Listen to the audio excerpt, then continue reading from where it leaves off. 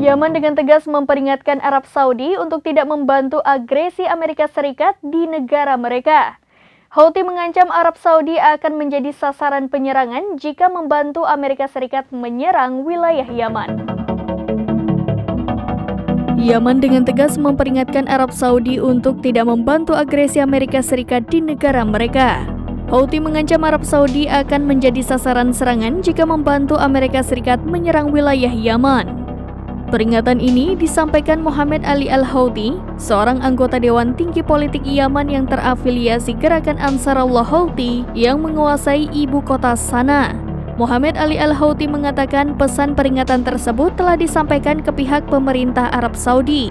Adapun isi pesan itu, Yaman meminta rezim Arab untuk tidak mengizinkan pesawat-pesawat Amerika Serikat menggunakan wilayah udara untuk menyerang Yaman.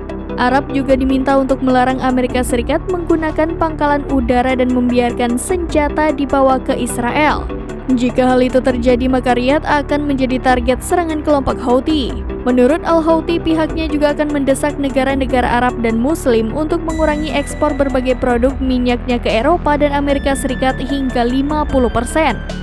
Pada saat yang sama, pejabat Dewan Tinggi Politik Yaman menjelaskan negara-negara Arab dan Muslim sampai hari ini tidak pernah mengecam serangan Israel ke Gaza secara terbuka dan terang-terangan. Adapun Arab Saudi sudah menunjukkan pembangkangan atas mitra baratnya Amerika Serikat terkait eskalasi konflik di Laut Merah.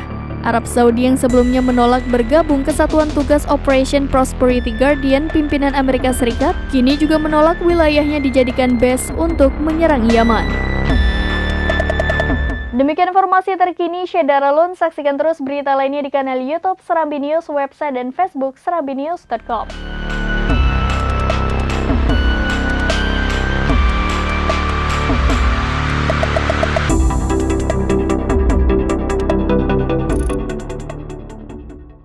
Download Tribun X sekarang, menghadirkan lokal menjadi Indonesia.